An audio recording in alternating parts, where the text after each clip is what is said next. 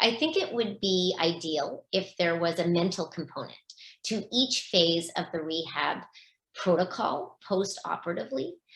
Um, just a little bit in each phase would be a really great way to do it, because then the client would have time to sort of take it all in, digest it, implement it, and be able to use those strategies moving forward. So in the prehab phase, um, I would suggest that there just be a lot of education, dispelling of myths, setting up realistic expectations, and talking about, how much pain is expected and what is the commitment to the rehab process, because it is a huge commitment and it takes a lot of work and time. And I think that's something that a lot of people don't fully understand, and it needs to happen in order to have a good outcome. So educating that in the prehab phase is very, very important.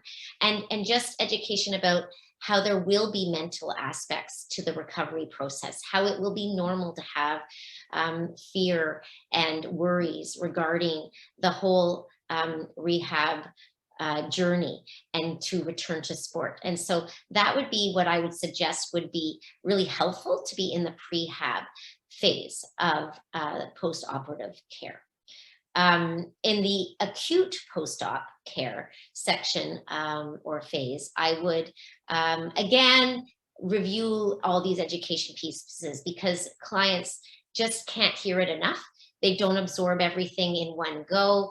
And until it sinks in, it's really important that they understand all of these different aspects. So that education piece would still be important. Really listening to the athlete and their complaints, their worries, and being there to understand and to encourage and to let them know that these feelings are normal is important.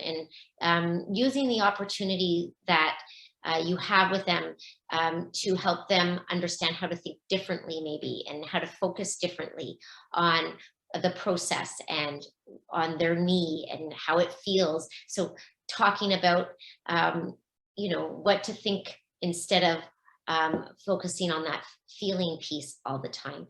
And then really addressing the emotions in that acute phase, I think, is really important, because often the pain is felt the most at that point, and it can blindside them and they cannot understand that it was going to be the way it was.